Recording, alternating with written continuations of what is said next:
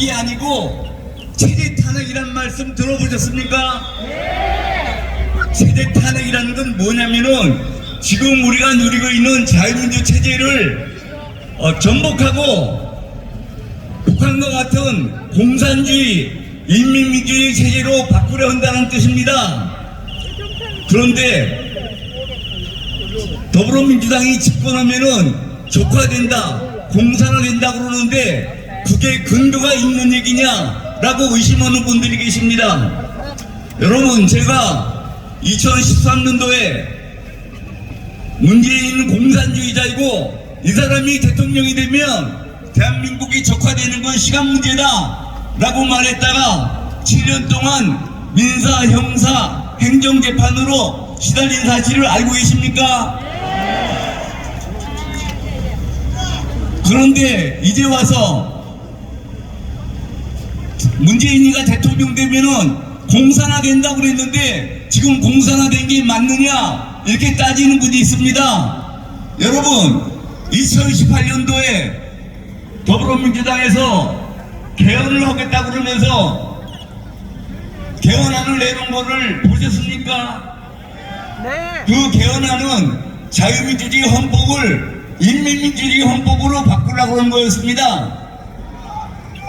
그런데 그 헌법 개정 시도가 저절로 무산됐습니까? 아니죠.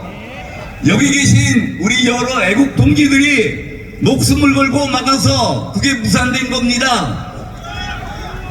그런데 이번에 이재명이나 더불어민주당에서 대통령이 돼서 집권을 하게 되면은 과거 문재인처럼 그렇게 쉽게 무너지지 않을 겁니다. 요거는 무슨 수를 써서라도 인민민주주의 헌법으로 바꾸고 말 것입니다.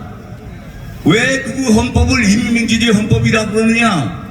그 헌법에서 제일 중요한 문제가 뭐였습니까? 자유민주주의에서 자유를 빼는 거 아니었습니까? 그러면은 자유가 없는 민주주의는 민주주의 안에 자유민주도 포함되는 거 아니냐? 이렇게 생각하는 분들도 많이 있는데 그렇습니까? 아닙니다.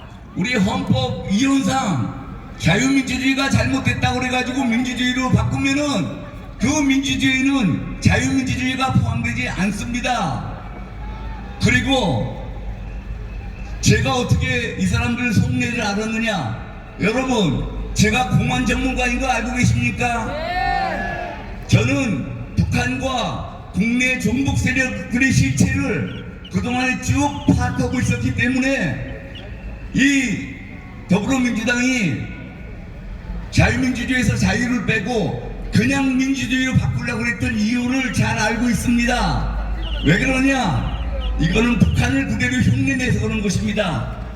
2010년도에 북한에서는 대남적화 혁명 전략을 민족해방 인민민주주의 혁명 전략이었는데 그거를 갑자기 인민을 빼고 민족해방 민주주의 혁명이라고 바꿨습니다. 그때 저희 공안 전문가들은 왜 갑자기 북한이 대남적화 혁명 전략을 이름을 민족해방 민주주의 혁명으로 바꾸려고 그러느냐 굉장히 궁금하게 생각했었습니다. 그런데 나중에 알고 보니까 저 종북 세력들은 자유민주주의는 가짜 민주주의고 인민민주주의가 진짜 민주주의라고 억지를 씁니다. 그래서 민주주의 하면은 인민민주주의지 구태여 인민민주주의라고 말할 필요가 없다는 겁니다. 민족해방 민주주의 혁명은 되지 말할 때마다 민족해방. 감사합니다.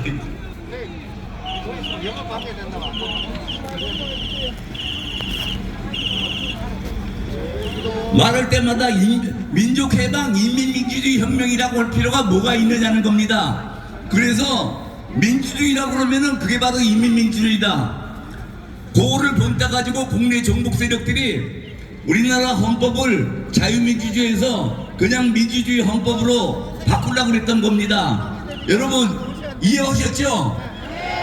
그런데 우리나라 헌법을 인민민주주의 헌법으로 바꾸려다가 우리 국민들이 저항을 해서 애국 국민들이 저항을 해서 그걸 못 이뤘으면은 우리나라 헌법이 자유민주주의 헌법인 거를 인정하고 자유민주주의 체계로